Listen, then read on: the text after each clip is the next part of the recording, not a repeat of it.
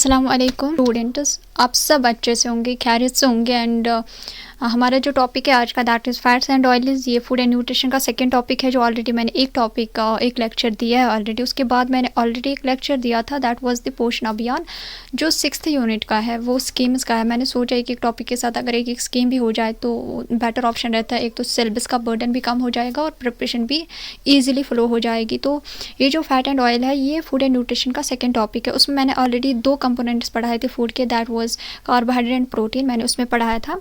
तो मैं आप लोगों को कुछ थोड़ा सा माइंड मैप दूँ कि मैंने पढ़ाया क्या था। तो मैंने पढ़ाया था फूड। तो उसमें मैंने बोला था फूड में 2 कंपोनेंट्स होते हैं, that is macro nutrient and micro.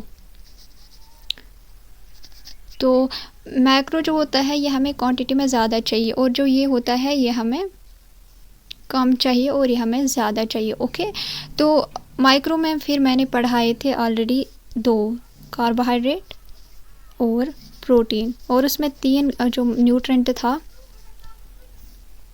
That was fat, जो मैंने पढ़ाया नहीं था जो मैं आज पढ़ाऊँगी। तो कार्बोहाइड्रेट और प्रोटीन मैंने पढ़ाया था, उसमें फंक्शंस क्या होते हैं, कार्बोहाइड्रेट क्या होते हैं, किससे बना होते हैं, और प्रोटीन क्या होता है, फंक्शंस मैंने पढ़ाए थे, डिफिशिएंसीज पढ़ाए थे, सोर्सेज पढ़ाए थे। अब फैट है। ओके, ये थर्ड कंपोनेंट है fat and oil. Fat and oil जो होता है ये कॉन्सेंट्रेटेड फॉर्म ऑफ एनर्जी होता है। तो अगर हम बोलेंगे मैंने कार्बोहाइड्रेट का बोला था, वो कॉन्सेंट्रेटेड नहीं होता है, बट वो क्या होता है, वो इंस्टेंट फॉर्म ऑफ एनर्जी होता है। ये जो कार्बोहाइड्रेट होता है ये इंस्टेंट फॉर्म ऑफ एनर्जी होता है जिसको हम ग्लूकोज, जिससे हमें ग्लूकोज मिलता है बॉडी को।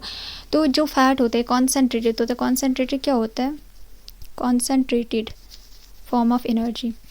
अगर आपको कल को क्वेश्चन आएगा which is the concentrated form of energy in our body, वहाँ पे कार्बोहाइड्रेट भी ऑप्शन होगा, प्रोटीन भी होगा, फैट भी होगा।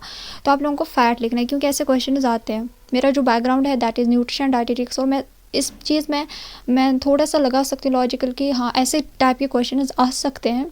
बट खुदा जाना बेहतर, जे के भी कुछ भी डाल सकता है। बट हाँ मेरे हिसाब से जितना मुझे लग रहा है कि इस हिसाब के यहाँ से क्वेश्चन आ सकता है, क्योंकि मैंने कुछ एग्जाम्स भी दिए न्यूट्रिशन और डाइटेटिक्स के, मेरा बैकग्राउंड है वो, तो मैंने पढ़ाया है। तो इसमें आपको आ सकता है कॉन्सेंट्रेटेड फॉर्म ऑफ एनर्जी क्या होता है, जब हमें कार्बोहाइड्रेट प्रेजेंट नहीं होता है बॉडी में, मतलब हमें नहीं मिलता है। ऐसे दोनों सपोज़ घर में लड़ाई हो गई इस रूट, हमने 2 दिन खाना नहीं खाया, उसके बाद जब हमें फॉर्म ऑफ एनर्जी मिलती है बॉडी को, वो हमें फ़ैट से मिलता है। कीप दैट इन माइंड, वो हमें फ़ैट से मिलता है। और यही फ़ैट प्रोटीन को भी बचाता है एनर्जी देने से, क्योंकि प्रोटीन का अपना काम होता है, तो उसको ब्रेक डाउन होने से बचाता है। फैट हमें देता है कॉन्सेंट्रेटेड फॉर्म। जब हम लॉन्ग टाइम फास्टिंग पे होते हैं, लाइक रमज़ान में होते हैं हम फास्टिंग पे, तो हमें पूरा दिन कौन एनर्जी देता है, फैट देता है। ऐसा अगर सुबह चिकन पीस खियामो पूरे 2 हज़ से चिकन पीस, क्योंकि जो फैट होता है वो हमें concentrated form of energy, simply मैं बोलूँगी कि हमें जो long lasting form of energy होता है या जो हमें कॉन्सेंट्रेशन में देता है एनर्जी, वो है फैट। तो एक पहला चीज़ है इसका कि ये कॉन्सेंट्रेटेड फॉर्म ऑफ एनर्जी होता है फैट। और कल को क्वेश्चन आया विच is the concentrated form of energy, वहाँ से ऑप्शन होंगे, तो प्लीज़ वहाँ पे आप कंफ्यूज ना हो जाए कि कार्बोहाइड्रेट है, क्योंकि कार्बोहाइड्रेट जो होता है ना वो हमें देता है इंस्टेंट एनर्जी। हमने खाना खाया उसी टाइम, मतलब हम थके हुए थे, हमें पूरा दिमाग काम नहीं कर रहा होता है, तो हम खाना खाते हैं, हमें एनर्जी मिलती है दिमाग को, हमारा दिमाग भी पैर वैर सारी चीज़ें चलने लगती है, तो दैट मीन्स हमें एनर्जी वहाँ पे इंस्टेंट एनर्जी मिलती है। तो कॉन्सेंट्रेटेड फॉर्म ऑफ एनर्जी हमें फ़ैट देता है। अब अगर हम 1 ग्राम ऑफ फैट खाएंगे तो हमें कितना किलो कैलोरी ऑफ एनर्जी मिलती है, 9 किलो कैलोरी ऑफ एनर्जी। अब यहाँ पे किलो कैलोरी होता क्या है, तो याद रखना मेजरिंग यूनिट जो एनर्जी का होता है in the nutrition, measuring unit जो एनर्जी का होता है न्यूट्रिशन में, ये याद रखना न्यूट्रिशन में। ओके, वो क्या होता है, कैलोरी, कैलोरी होती है, CALRIE, कैलोरी होती है। ओके, तो 9 किलो कैलोरी ऑफ एनर्जी। अब 1 किलो कैलोरी में 1000 कैलोरीज होती है, तो वो 1 किलो कैलोरी हुआ। तो 1 ग्राम ऑफ फैट हमें कितना देता है, 9 kilo calorie of energy. Okay, जो फैट्स होते हैं ये बने होते हैं सिमिलर फॉर्म ऑफ एनर्जी या सिंपलेस्ट फॉर्म ऑफ एनर्जी। जो फैट होता है इसका जो सिंपलेस्ट मीन्स कि मैंने कार्बोहाइड्रेट का बोला था वो ग्लूकोज यूनिट मॉलिक्यूल से बना होता है। प्रोटीन होता है अमाइनो एसिड यूनिट, जो छोटे छोटे यूनिट्स होते हैं। अगर हम एक घर बनाते हैं ब्रिक्स से बनाते हैं और एक घर बन जाता है तो हम बोलेंगे सिंपलेस्ट फॉर्म ऑफ जो घर का होता है वो होता है ब्रिक्स। ऐसे ही सिंपलेस्ट फॉर्म जो तोड़ कर एक यूनिट या जोड़ कर एक यूनिट बनाता है, तो प्रोटीन अगर एक यूनिट बनता है तो उसके जो छोटे छोटे पीसेस होते हैं ना वो अमाइनो एसिड्स होता है। ऐसे ही फैट जो होता है ना एक बड़ा मॉलिक्यूल होता है और इसके छोटे छोटे जो होते हैं जो इसको बनाते हैं दैट इज़ फैटी एसिड्स। क्या होता है? Fatty acids plus glycerol. Okay तो ये इसके स्मॉलेस्ट कंपोनेंट्स होते हैं। आप लोगों को इतना ही पढ़ना है, इससे ज़्यादा डेप्थ में ना जाइए आप। तो उसके बाद अगर हम दूसरा देखेंगे फ़ैट के टाइप्स, वो सैचुरेटेड फ़ैट होता है और अनसैचुरेटेड फ़ैट्स होता है। सैचुरेटेड और अनसैचुरेटेड फ़ैट जो होता है, अनसैचुरेटेड फ़ैट आप लोगों ने देखा होगा। ये जो है पहली चीज़ अनसैचुरेटेड फ़ैट, यहाँ पे आप देख सकते हैं ये लिक्विड होता है रूम टेम्परेचर पे और बेनिफिशियल फॉर्म ऑफ फैट इसको कंसिडर किया जाता है for blood cholesterol level is ease inflammation stabilise heart rhythm. ये इसके फंक्शंस हैं। Okay, plays a number of other beneficial roles. Unsaturated fat is like जो प्लांट सोर्स से, हमें सोर्सेज दो टाइप के होते हैं। मैंने परसों भी पढ़ाया था प्रोटीन और सोर्सेज, वहाँ पे भी मैंने बोला था कि प्रोटीन सोर्सेज भी दो किस्म के होते हैं, एनिमल एंड प्लांट। ऐसे ही फैट भी हमें दो चीज़ों से मिलता है, एनिमल से अलग मिलता है, प्लांट से अलग मिलता है। जो प्लांट से हमें फ़ैट मिलता है वो अच्छा फ़ैट माना जाता है। ओके, वो अच्छा फ़ैट माना जाता है जो हमें प्लांट से मिलता है। अगर स्विचो फैट इस वन चीज़ ड्राई फ्रूट में जो माना जाता है, ड्राई फ्रूट्स में जो फ़ैट होता है वो अच्छा माना जाता है। जो इवन कंसिडर हम कहते हैं बीफ वगैरह में फ़ैट होता है वो बैड फ़ैट क्या होता है। बैड फ़ैट का मतलब क्या? गुड फ़ैट कौन सा होता है? अनसैचुरेटेड फ़ैट, उसको गुड फ़ैट माना जाता है क्योंकि अनसैचुरेटेड फ़ैट होता है ये हमारी बॉडी के लिए बहुत अच्छा होता है, कोलेस्ट्रॉल के लिए बहुत अच्छा होता है। देखो कोलेस्ट्रॉल भी एक बैड कोलेस्ट्रॉल होता है, गुड कोलेस्ट्रॉल होता है, आप लोगों ने सुना होगा। तो जो गुड कोलेस्ट्रॉल होता है दैट इज़ वो किस से बना होता है? वो भी फ़ैट होता है लेकिन वो अनसैचुरेटेड फैटी एसिड से बना होता है। तो अनसैचुरेटेड फैट जो होता है ये हमारी बॉडी के लिए बहुत अच्छा होता है। ये रूम, अब अनसैचुरेटेड फैट आप कैसे पहचानोगे? जो रूम टेम्परेचर पे लिक्विड होगा, जो हमें प्लांट सोर्सेज से मिलता है। प्लांट सोर्स की कुछ फैट्स अनसैचुरेटेड बैड फैट्स भी होते हैं, बट ओवरऑल जो अगर हम बोलेंगे प्लांट सोर्स हमें जो फ़ैट मिलता है वो अच्छे होते हैं, बेनिफिशियल होते हैं। अगर हम बोलेंगे अब अनसैचुरेटेड फैट्स के भी दो टाइप्स है, मोनो अनसैचुरेटेड और ये और पॉली अनसैचुरेटेड फैट्स, मूफा बोलते हैं एंड पूफा बोलते हैं शॉर्ट टर्म में। ओके, तो जो मोनो अनसैचुरेटेड फैट्स होते हैं उसके सोर्सेज जो होते हैं olive oil, peanut, canola oils, avocados and nuts such as almonds, hazelnuts and pecans, seeds होते हैं पम्पकिन एंड सेसम सीड्स। ये मोनो अनसैचुरेटेड फैट्स होते हैं तो जिनमें प्रेजेंट पाया जाता है। और पॉली अनसैचुरेटेड फैट्स किस में होते हैं? दोनों फैट जो होते हैं ना अनसैचुरेटेड फैट्स गुड होते हैं for the health. And sunflower, corn, soybean and flax seeds oils, walnuts, flax seeds, fish, canola oil, like इन सब में क्या होता है? इन सब में होता है unsaturated fatty, poly unsaturated fatty acids. अगर हम पॉली अनसैचुरेटेड फैटी एसिड्स बोलेंगे, पॉली अनसैचुरेटेड फैटी एसिड्स, इसमें दो टाइप के होते हैं essential fatty acids, omega 3 and omega 6। तो ये जो सारे फैटी एसिड्स होते हैं ना लाइक लेनिक एसिड, इकोसापेंटियोनिक एसिड, डिकोसापेंटियोनिक एसिड और लेनोलिक एसिड एंड ऑर्किडोनिक एसिड, ये सारे जो होते हैं ना ये एसेंशियल फैटी एसिड्स होते हैं। इंपॉर्टेंटली तीन है, लेनोलेनिक एंड लेनोलिक एसिड और ऑर्किडोनिक एसिड। ये तीन जो होते हैं एसेंशियल फैटी एसिड्स हमारे बॉडी नहीं बना सकती है, मतलब कि हमें इम्पोर्टेंटली कहाँ से लेना है? फूड से लेना है, मतलब हमें गुज़ा में प्रेजेंट होनी चाहिए।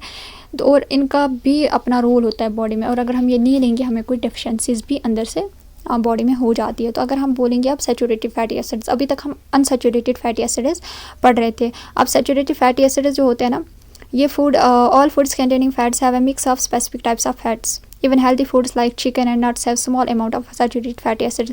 Saturated fatty acids bad fats होते हैं, हमारी बॉडी के लिए अच्छा नहीं होता है। लाइक ये किन किन में पाया जाता है, जिनमें ये अच्छा पाया जाता है, बीफ, चीज़, आइसक्रीम्स, इनमें ये सारी में पाया जाता है। और सैचुरेटेड फैटी एसिड ज़्यादातर एनिमल सोर्सेज में पाया जाता है। मैंने पहले ही बोला सैचुरेटेड अनसैचुरेटेड फैटी एसिड ज़्यादातर एनिमल प्लांट सोर्स में पाया जाता है, जो लिक्विड होता है एट रूम टेम्परेचर पे। और अगर हम सैचुरेटेड फैटी एसिड की बात करेंगे, सैचुरेटेड फैट्स की बात करेंगे, ये कहाँ पे पाया जाता है, एनिमल सोर्सेज में या एनिमल फूड्स में, और ये रूम टेम्परेचर पे फैट होता है, सॉलिड होता है। ओके, लाइक अगर हम बोलेंगे अब प्लांट सोर्स, यहाँ पे मैंने पहले बोला भी कि प्लांट सोर्स हर एक अनसैचुरेटेड फैट नहीं होता है, किसी में सैचुरेटेड फैट भी होता है या बैड फैट हम बोल सकते हैं, like coconut oil, palm oil और पाम कर्नल ऑयल। ये याद रखना क्योंकि क्वेश्चन आ भी सकते हैं इस टाइप के। तो अब सोर्सेज बोलेंगे सैचुरेटेड फैट्स एसिड की, जो ओवरऑल है pizza, cheese, whole and reduced fat oil, butter and dairy desserts, meat products, cookies and other grain based desserts, a variety of mixed fast food dishes.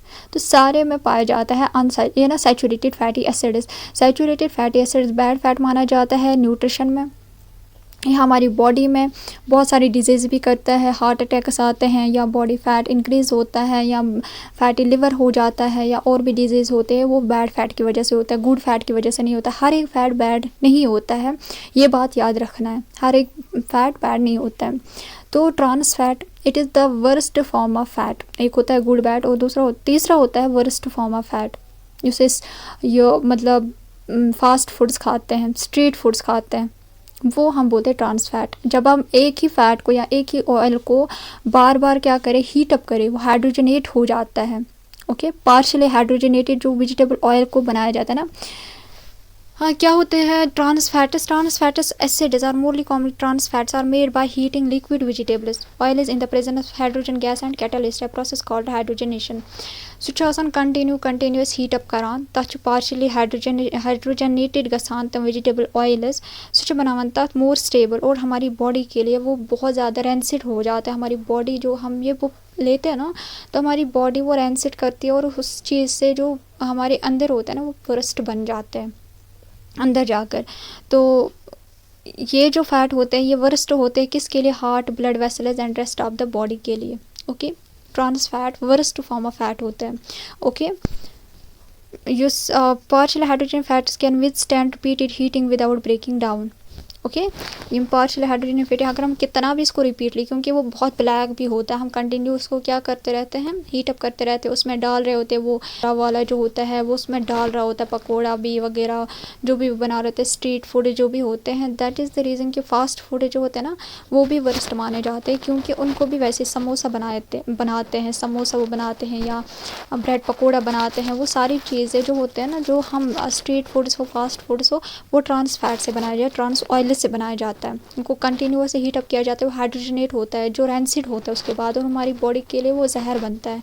तो उस चीज़ को ध्यान में रखने में, दैट इज़ द रीज़न कि जो फ्राइंग वगैरह, जो फ्राइड बाकी फूड्स होते हैं, वो हमारी बॉडी के लिए क्यों जहर बन जाते हैं, इसलिए ट्रांस फैट को वर्स्ट फैट माना जाता है। उसके बाद फंक्शंस है फ़ैट की, ओवरऑल फ़ैट हम पढ़ रहे हैं फ़ैट अभी। तो ये पहले ही प्रोटेक्टर, हमें बहुत सारे टिश्यूज़ को ये प्रोटेक्ट करता है। सोर्स ऑफ एनर्जी रिजर्वेशन, क्योंकि फ़ैट रिजर्व होता है। ऐसे ही essential constituent of membrane of every cell, क्योंकि मेम्ब्रेन जो होती है सेल की, वो बना होता है फैट से। फैट मतलब लिपिड, फॉस्फोलिपिड्स, आपने जिसने भी कॉन्स्टिट्यूएंट ऑफ सेल मेम्ब्रेन पढ़ा होगा, वो फॉस्फोलिपिड से बना होता है। लिपिड क्या होता है, फैट। तो फैट इंपॉर्टेंट है, जो मेम्ब्रेन होती है सेल की, उसको बनने के लिए फैट ज़रूरी होते हैं। बहुत सारे फंक्शन होते हैं बॉडी के, उसके लिए भी रेगुलेट करने के लिए फ़ैट ज़रूरी होते हैं। Absorption of fat soluble vitamin, next topic जो हमारा होगा होपफुली वो विटामिन का ही होगा। तो उन वहाँ पे फैट ये ना टाइप ऑफ विटामिन है A, D, E and K। ये जो 4 फैट्स है उनके लिए इम्पोर्टेंट है क्या, फ़ैट हमारी बॉडी में प्रेजेंट होना चाहिए उनके एब्जॉर्प्शन के लिए। और अगर हमारी बॉडी में ही फ़ैट नहीं गया तो उनकी एब्जॉर्प्शन नहीं होगी, तो बहुत सारी डेफिशिएंसी डिजीज़ होती है। ओके, तो विटामिन A से होता है ब्लाइंडनेस। ओके, नाइट ब्लाइंडनेस हो जाता है। और जब हमारी बॉडी में फ़ैट प्रेजेंट नहीं होता है तो विटामिन A की एब्जॉर्प्शन नहीं होगी, तो उससे क्या होता है, ब्लाइंडनेस हो जाएगी। तो ऐसे ही डी से होता है ऑस्टियोपोरोसिस या अर्थराइटिस होता है, बोन डिजीज़ होता है। जब हमारी बॉडी में फ़ैट प्रेजेंट ही नहीं होगा, हम उतने मिकदार में जितने हमें चाहिए बॉडी में उतना हम नहीं ले रहे हैं, तो उस वजह से क्या हो जाएगा, फ़ैट जो होता है हमारी बॉडी का, जो फ़ैट होगा वो कमी हो जाएगी बॉडी में, और उससे हमें विटामिन्स जो होते हैं बॉडी में, जिनमें विटामिन्स को चाहिए, एक तो हम खाने से ले रहे हैं विटामिन्स, लेकिन उसको एब्सॉर्ब करने के लिए अंदर से फ़ैट प्रेजेंट नहीं है, तो उस वजह से क्या होगा, वो एब्सॉर्ब नहीं होगा, वो बाहर निकलेगा ऐसे ही। तो उस वजह से विटामिन ना लेने से बहुत सारी डिफिशेंसीज भी हो जाती है। तो होपफुली आप लोगों को ये फ़ैट वाला पोर्शन समझ आया होगा। माइक्रो न्यूट्रिएंट्स ये 3 थे, प्रोटीन, कार्बोहाइड्रेट और फैट, ये 3 थे। आप लोगों को इससे ज़्यादा पढ़ना नहीं, इतना ही पढ़ना है। इसके बाद हम माइक्रो न्यूट्रिएंट्स कल मतलब नेक्स्ट टॉपिक में मैं माइक्रो न्यूट्रिएंट्स, उसमें न्यूट्रिएंट्स भी आते हैं, लाइक कैल्शियम आता है, आयरन आता है, फास्फोरस, सोडियम, वो सारे आते हैं, और विटामिन्स आते हैं। तो या तो मैं नेक्स्ट टॉपिक में माइक्रो न्यूट्रिएंट्स कुछ पढ़ाऊँगी, या तो मैं विटामिन्स पढ़ाऊँगी। तो होप आप लोगों को ये समझ आया हो।